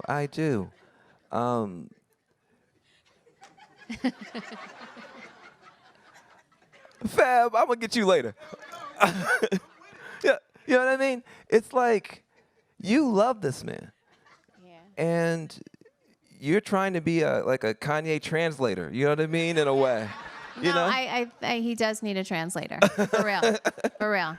But I'm around him all the time, so I know what he talks about at home, and it's always, I'm like, wait, you just said basically the opposite of what you just showed out there. So, yeah. And sometimes I always want him to have his own journey. I'm not here to always be, I could have easily, right after, he went to the White House or has been outspoken, I could have easily been on social media and corrected him. But I also do believe in people, have their own journeys. And I know his heart, so I know that one day what he's been trying to say will come out. It's taken a little long, so I'm jumping in and helping him out, but I just know his heart, so I never really stress too much. Tell me why you love him so much. Seriously. No, as much as I won't agree with something, I do respect the fact that he's always who he is, no matter if it's popular, no matter if it's the cool thing to do, he's always himself. And that's something that, being in the business, and I look back at like all the products I would endorse and cupcakes and shoes that I would never wear and all this stuff that I wasn't me, and I would do it for the check. I'm not like that anymore because of him, because he has really shown me like what to do, what I believe in. And I respect that of him as a person, even if I'm like, what is he saying, or what, and I might inside just want to be his translator all the time, but I do respect that he has his own path and he's his own person and he has his own opinions. Well, listen, I respect you. Oh, but first of all, give a round of applause. That's beautiful. Now, look. Thank you for having me. If you're somebody in your life don't sound like that, enough said.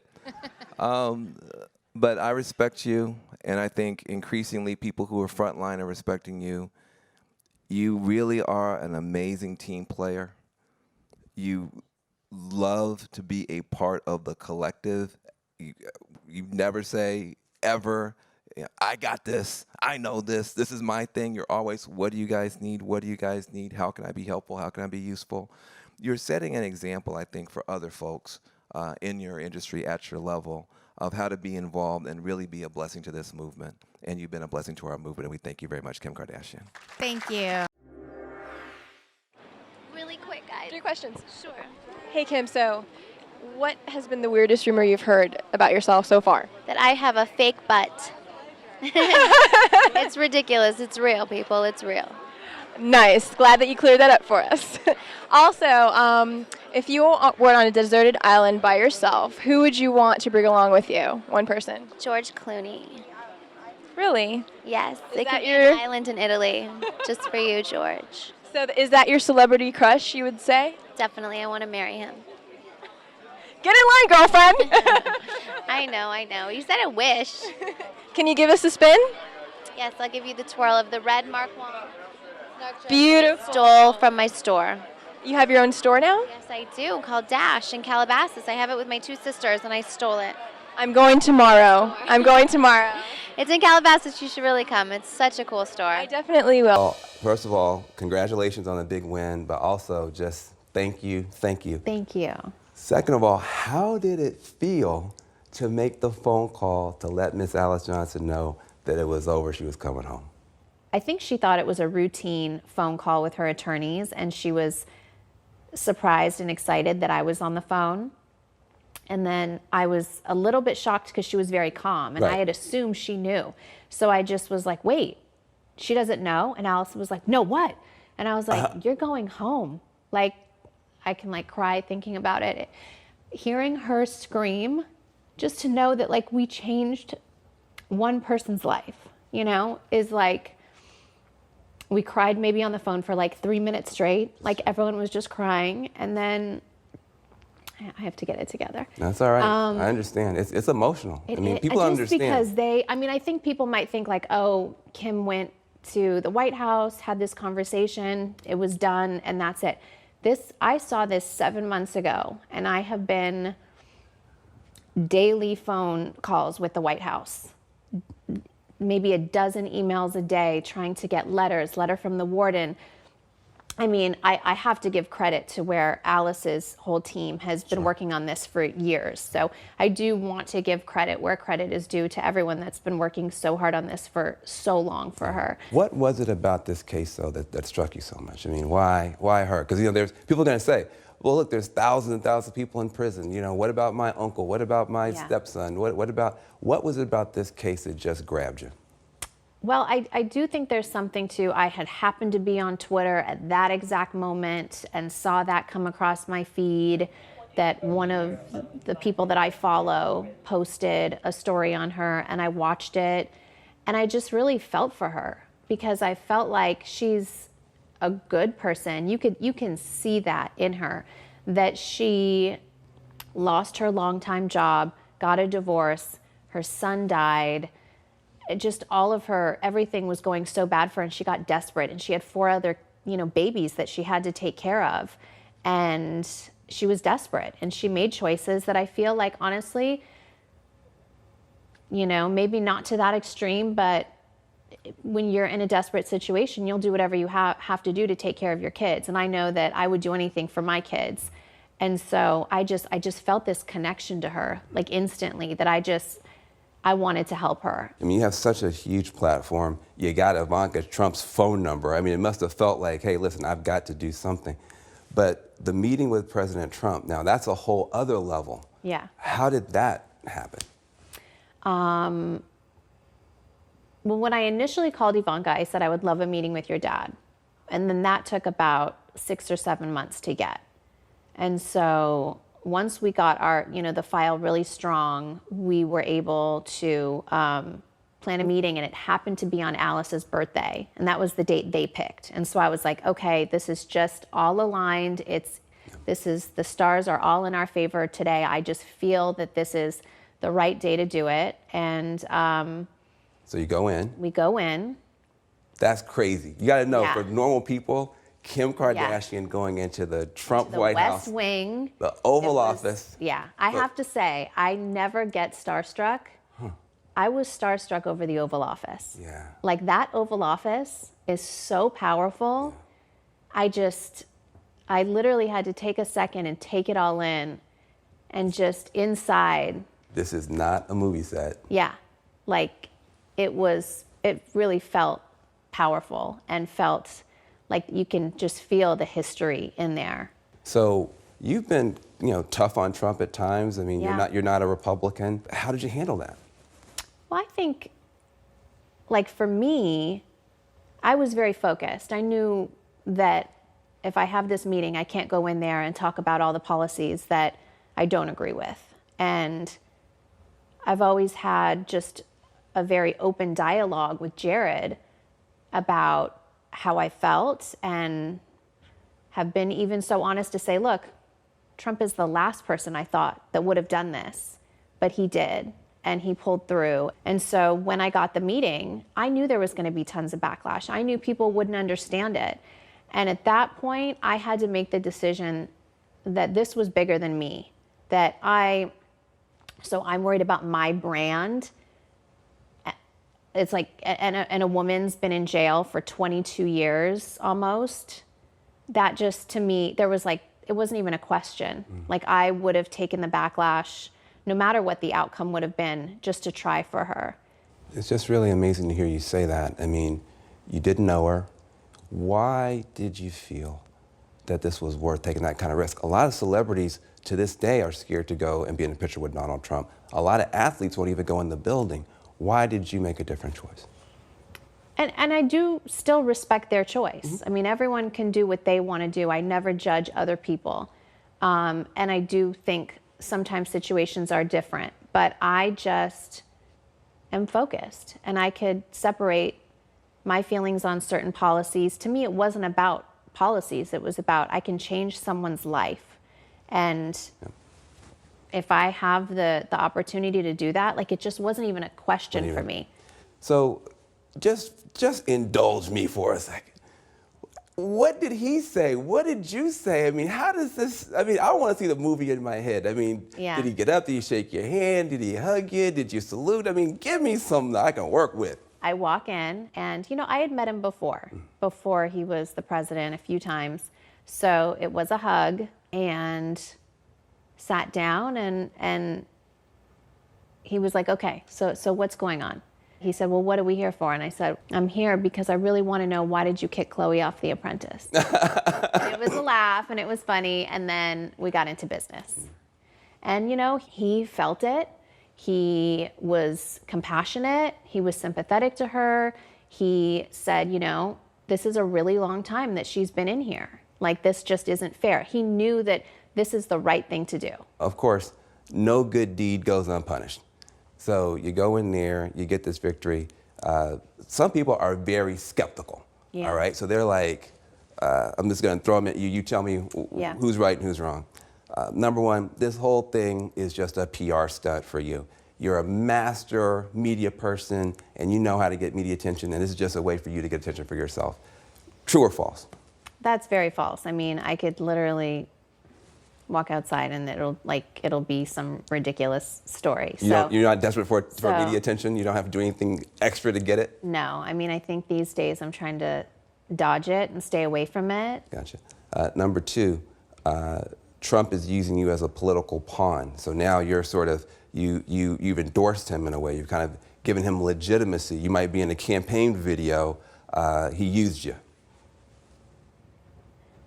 I think Kanye's already given him legitimacy, so I don't, you know, in that way. So I was working on this before, so I don't, like, for being, I don't think I would be used, you know, and at the end of the day, he heard me out. We got the job done. So I don't think, like, what could he really use me for? And when you say Kanye gave him legitimacy, what do you mean by that? I mean, Kanye, you know, co-signed and said he loves his personality and loves him. So I just, if he already got that, if he was box is trying to checked. use me, like how? Because he already kind of got, you know, a big thing, you know, from Kanye, I think. So Yeah. I also saw people like, well, why don't you talk to him about this and about, you know, So many other immigration and so many other issues that you things care about, that I actually. care about. But I just have to stay focused, and I have to know that if there's the only person in the world that could have done this for her, why wouldn't I go talk to that person if I had the opportunity to? Forget about my fears, forget about my life. That was the right thing to do. Let's talk about the future, because you know this isn't the first political thing that you've done. I mean, you've spoken out on Armenian issues. You've engaged a little bit with Planned Parenthood, some of the gun safety stuff. That is something that I asked, like, behind the scenes, not to the president, but, you know, are we gonna, what's going on? Is the conversation of the Armenian genocide being recognized ever gonna happen? And, you know, what, so yeah, there's things that I do care about and things that I wanna know and things I would love to be more involved. Just seeing this success was, I think, gives the whole team hope. Yes.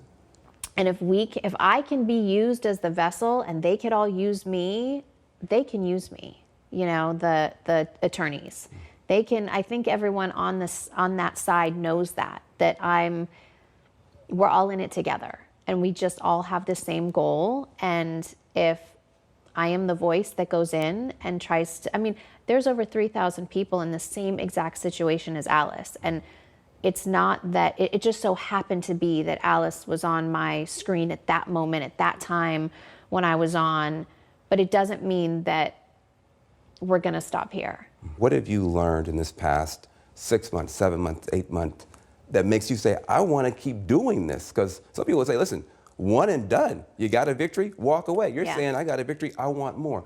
I told Sean, the attorney, I was like, can we start a firm? Like, I've looked, I was like, let's do this and like just get the best people together. If I could just be the vessel, I could bring Your awareness. dad was a lawyer. Yeah. Is this in your blood? I really think that it is. Anyone that knows me, like my whole other team of attorneys, every time I go in there, I'm like, God, if there wasn't the long college process, I would be an attorney. But I researched that in the state of California, I could assist an attorney for 3 years and just take the bar. And then be bar eligible? Yeah, you never this know. This could go. Now, once you get the law degree, people are going to say, would you ever run for office? Oh, I don't think that's even on my mind. Trump's president. It could happen. I know. That's why Kanye loves him. It's the idea that anything can happen. So, could anything happen with I guess never say never, but that's not going to be like a Kim's run. That's not where what I'm going for. I just want to help, starting one person at a time. And I think sometimes if more people would just put their personal feelings aside and talk about really important issues that have to be discussed, then so much more can get done. Politics is rough. I mean, I know being a celebrity is rough, but DC is really rough. Are you sure you want to stick your fork in that socket again? I mean, you could walk away. Nobody will be mad at you. Yeah. I am never going to claim to be the most political person, but I know that I had a feeling inside when I helped someone. And just seeing the videos. I mean, I was crying watching the videos. But seeing her just be reunited with her family. That video. You sound like a mama bear now. Is being a mom and having these 3 little people in your life, is that affecting the way you want to use your platform in any way? I don't know, it feels that way. Absolutely. I mean, I think I'm always going to be me, and I always will do things that make me feel good about myself or live my life or film my show. And, I'll still always be me, but there's a new side of me. I think just like past life experiences, becoming a mom, situations that I've been in that have really changed me. I think I've realized that I can't just, if I have this platform, it would honestly be such a waste if I didn't use it to change someone's life. Yeah. You talk about redemption and second chances. In some ways, you're fighting to give her a second chance, but then people try and throw stuff about your past on you. I think you're in a position now to give maybe advice to folks because you come under a lot of fire, you keep on keeping on, you keep achieving things. How do you do that? I mean, do you pray? Do you have a therapist? I mean, do you yoga? I mean, how can people kind of follow what you're doing? Because it's hard out here. People have real tough stuff. Yeah, and I feel like the last few weeks in my life have been really, really hectic. And I feel like it was in the last stages and I felt like it was happening and I had anxiety and I never really do. And I got an app that was like a calming app. I was just like searching and I just like took my time out to take a deep breath and just do that a few times and really like get it together. But I also, to me, the negativity, I mean, sometimes it does wear you down, but to me, it always pushes me through. And I always want to, I don't know if it's on purpose or not, but just I always want to prove those people wrong.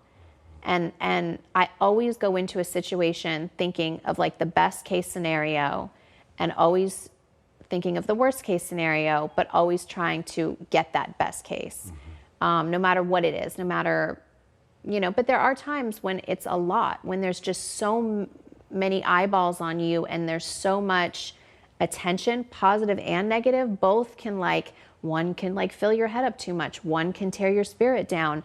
And it's like, just sometimes you have to tune it all out, just take a deep breath. I don't have a therapist, but I have a really good supportive family. And I think that we're kind of each other's therapists. You're married to a creative genius.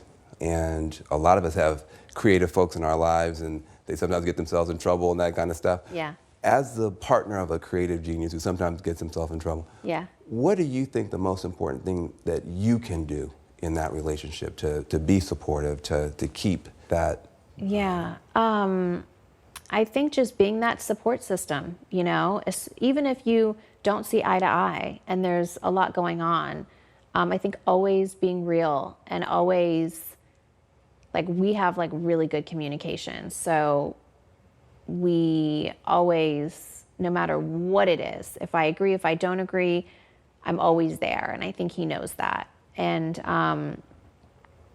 it is tough when there's everything's so public. And, especially even album time and staying up and helping, just trying to get it done and helping that person get their creative ideas out. I think that is just really important, is just to be supportive. Doesn't mean you agree with everything, but it means that you're supportive and you're there to talk them through their situations. And just, I love him, you know? So it's kind of a no-brainer for me just to be there. I think about the journey you're on now.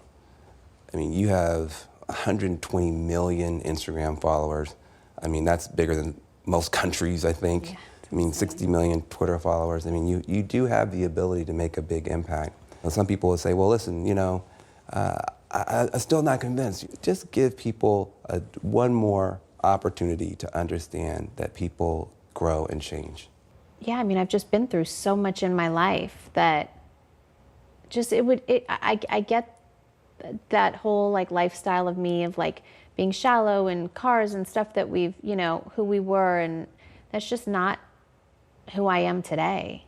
And it doesn't mean that I don't like, you know, a flashy photo shoot. And, you know, I made a joke, I got this influencer award for fashion, and I made a joke like, I'm always naked. How did I win this, you know, award for fashion, you know? And hey, that's a part of me too. But this is a new part of me. And it doesn't mean that all of that other stuff has to go away and I'm this political person and I'm, you know, I am me and I care about people and I want to use my platform to help other people. It's not always about me.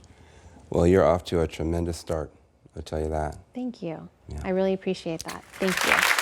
We are here back in Los Angeles at the Palace Theater with Kim Kardashian West from Keeping Up with the Kardashians. Season 10 is, season 14. It's the 10-year anniversary. It's season 14. Okay. Yeah. I got that wrong 18 times. DJ James Kennedy is here. When you hear that someone calls themselves the White Kanye, how do you feel about that? I think it's cool. Yeah, you like it. Okay, thank you. Behind the bar, we have hot guys eating salad. It's Austin, Victoria, and Alex Frank. They can get it. They're hot and they're eating salad. How many salads a week do you eat? Every single day from the same place, pretty much. Really? Health Nut. From Health Nut, yes. Yeah. Wow. I could look at those hot guys eating that salad for a long time. I really could. Yeah, I love both of your tits so much, I can't even do it. Let's go to Andrea in the audience with a question. Hey, Andrea. Hi, Andy. Hi, Kim. Hi. I love you guys. My question for Kim is, do you have any Ocean's 8 spoilers that you can give us? No, I don't. So it takes place at, there's a heist at the Met Ball, and you guys are there at the Met Ball, basically? Do you have lines? I'll say I was not involved in the heist. Right. I didn't want to be a part of that. Yes. Not that they asked, but Right. but that I did commit to that before I did it. So I was like, oh, is it weird? It's about a heist. I'm doing it. But then I did it with Kendall and Kylie, and it was at the Met Ball. So it was on brand. Yeah. Yeah. And so I just thought it was fun to kind of get me out of my comfort zone, and I was like, Did you have fun? I did. I Good. did.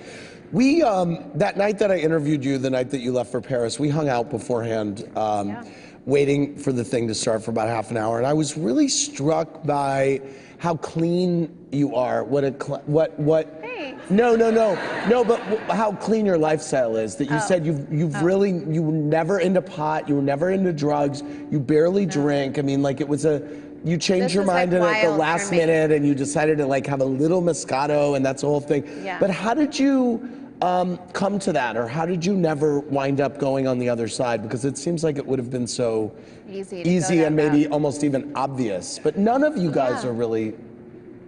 No, none of us really. I mean, I think that my dad always just put such a responsibility on me in college and I don't want to say high school, but whatever. Courtney was such a big drinker. Right. And my dad was really well aware. So when I was like 14, every weekend I had to drive him around and he would teach me to drive his car and would say, I know you're only 14.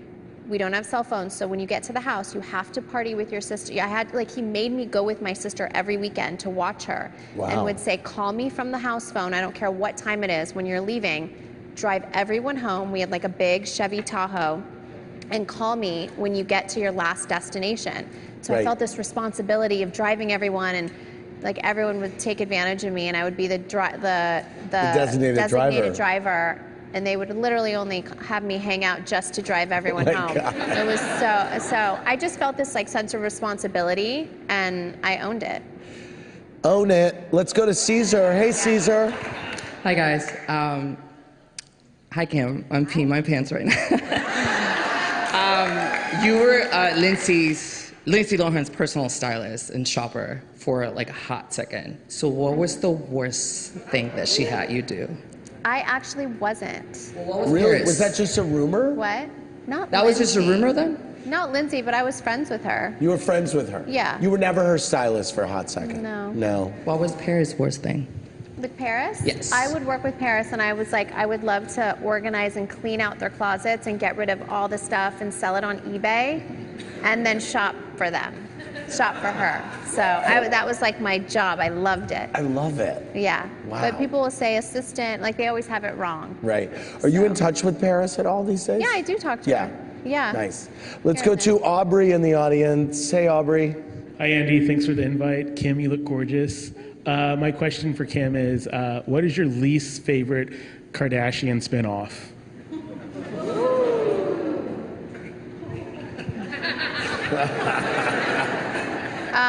Okay. I will not talk about anyone else. I'll talk about myself. New York. When Courtney and I did New York, because I was in that like awful cry face with that last marriage I had, that whole situation was just really hard for me. So I just thought It was not a great time in your life. no. So When you went into that marriage, did you think, I mean, it's hard to say now, but like, did you think that it was forever, or did you think?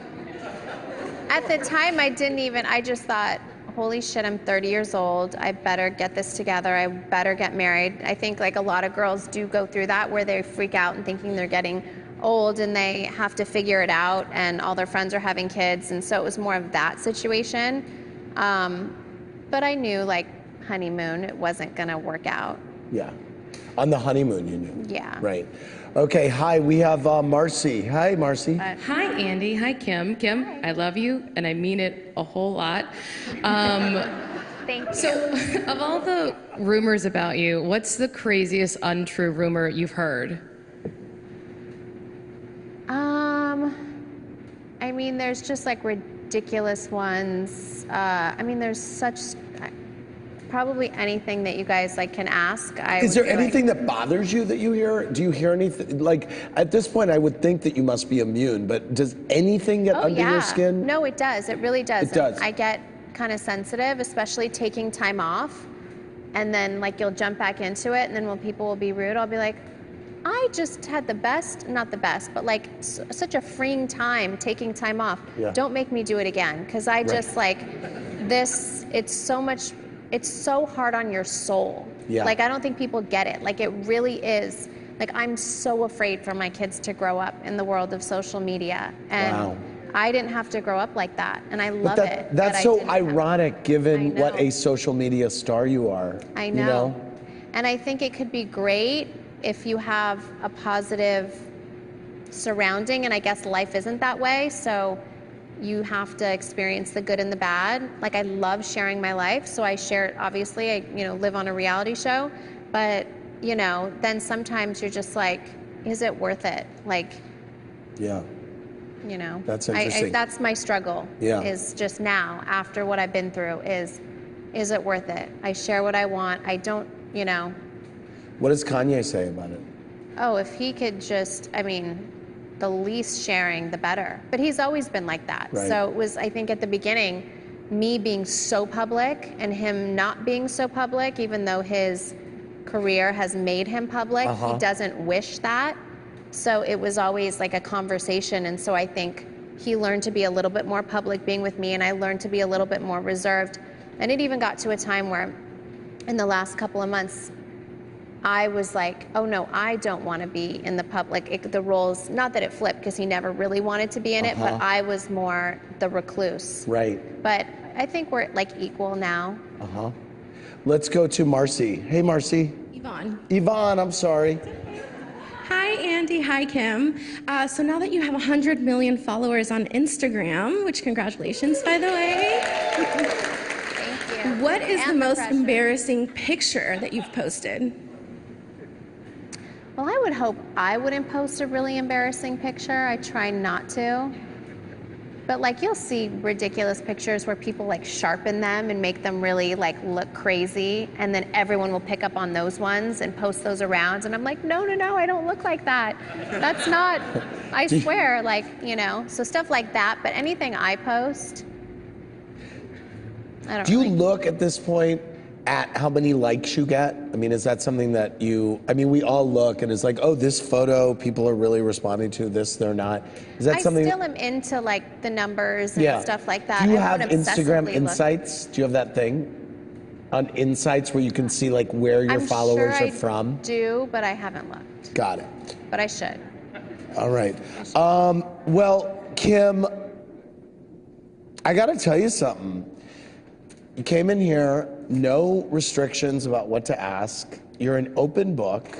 You've been through a lot, and you've come out the other side really well, really peacefully, and I really appreciate the time. Yeah, peacefully. Yeah. Everybody give it up for Kim Kardashian. Thank you so much. For more, click around BravoTV.com. Watch Keeping Up with the Kardashians every Sunday night on E!